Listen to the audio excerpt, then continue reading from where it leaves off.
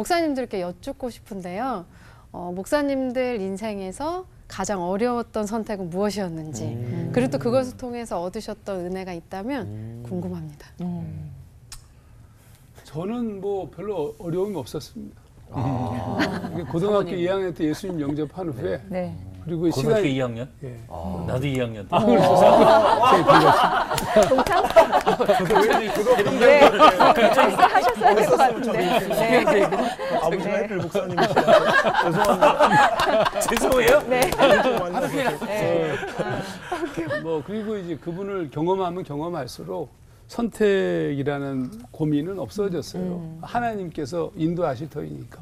근데 이제 어느 날 진짜 고민했던 경우가 있었는데 제가 개척을 해가지고 열심히 목회하던 어느 차에 어느 교회에서 저를 담임으로 청빙한 거예요.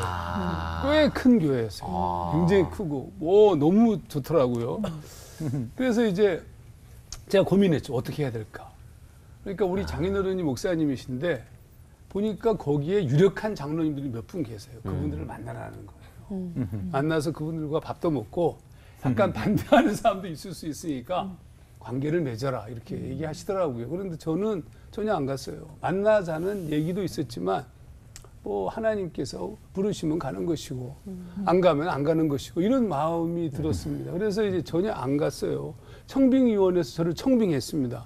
이제 마지막에 저는 감리교 목사니까 인사구역회에서 일반적으로 박수치고 통과되거든요. 근데 그분들이 손 들고 투표합시다 그랬어요. 그래서 이제 투표에서 떨어졌죠. 그럼 불행한 것이냐? 안 불행합니다. 뭐 그럴 수도 있고 저럴 수도 있는 것이지. 그러니까 내가 지금 하나님의 일을 하고 있느냐? 내가 하나님께서 부르신 부르심에 내가 조국에 잃어버린 청년들을 회복하라. 제가 그 유학 시절에 하나님이 저한테 부르신 부르심인데 그럼 그 부르심을 쫓아서 살아가고 있느냐? 이게 중요한 것이지 다른 게 중요한 거 아니죠. 간단하게. 네. 저는 오히려 목회자 가정에서 나고 자랐는데도 오히려 고민 있었던 것 같아요.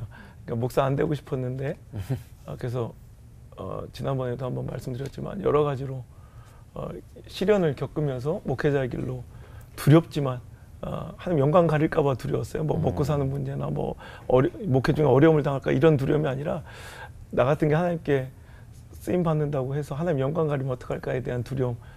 그런데 또 그래서 결국 왔는데 전 평생을 감리교단에서 살아왔고 아버님이 감리교 목사님이신데 한 번도 하루도 안 다녀본 순복음교단으로 가라는 성령님의 감동 주셨을 때 정말 힘들었어요.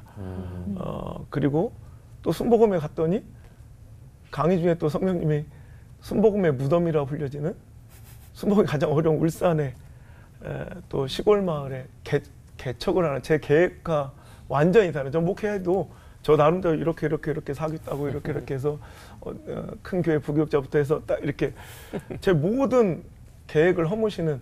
그러니까 솔직히 지금이야 말로는 쉽죠. 근데 완전히 다른 순복음 교단 세계 또 거기에는 아직도 울산 광역시 120만 도시인데도 한 개 지방이가 안 새길 정도로 어려운 순복음교회가 몇 개 되지도 않는 이단 소리를 듣는 그런 곳에 가서 그것도 시골에 와 진짜 전 그 시골 정서가 제가 시골 살기에는 안 생겼잖아요.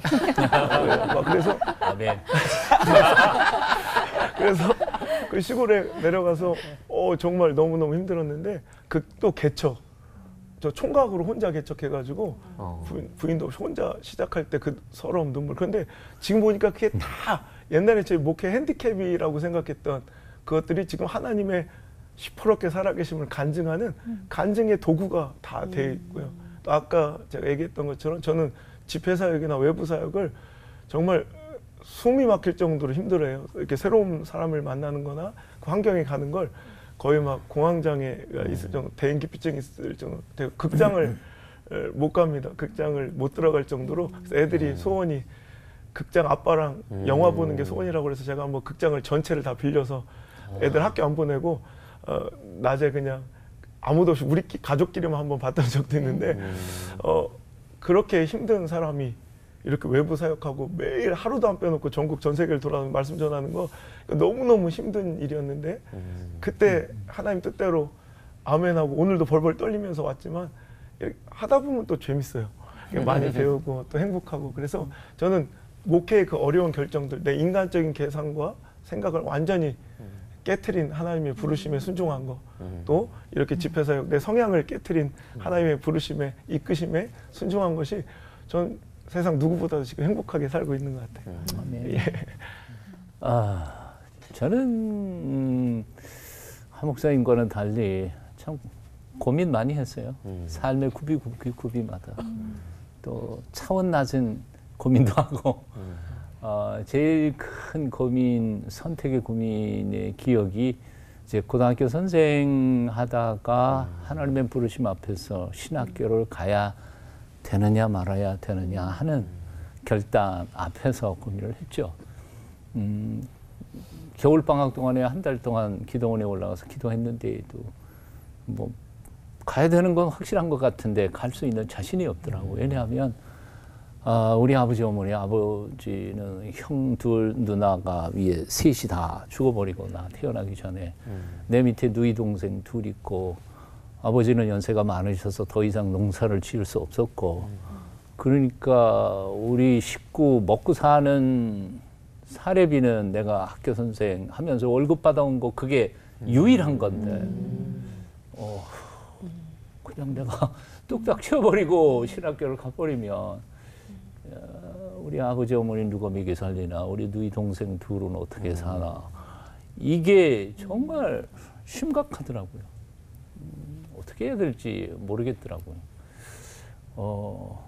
그런데도 마음속에 일어나는 가야 되는 것 같은 그 느낌밖에는 없었던 거죠. 뭐가 확실한 건 아무것도 없어요. 어떻게 대책도 없었고. 그래서 결국 어쩔 수 신학기 시험을 치면서 제발 떨어져라. 그런데 붙어버렸고 붙고 퇴직금 받아가지고 어머니한테 갖다 드리면서 이거 가지고 하여튼 제가 뭐 야간 학교라도 가가지고 벌어서 돈 보낼 테니까 하여튼 오래오래 잘 생활비 아껴서 쓰시라 그러고 대책 없이 서울로 올라왔는데 곰곰이 정말 뭐 밥 세 끼 신학교 기숙사에서 세 끼 먹을 거 한 끼만 먹고 굶기도 하고 금식도 하고 금식도 하고 그러면서 살아갔던 때 그래서 아마 4월 5월쯤까지는 수중에 있던 돈 다 떨어지고 보낼 돈도 한 번도 없고 아주 코앞에서 이제는 그만두고 학교도 그만두고 다시 돌아가야 되나 그런 결단까지 코너로 몰아가시더라고요. 그때가 제일 힘들었던 것 같아요. 근데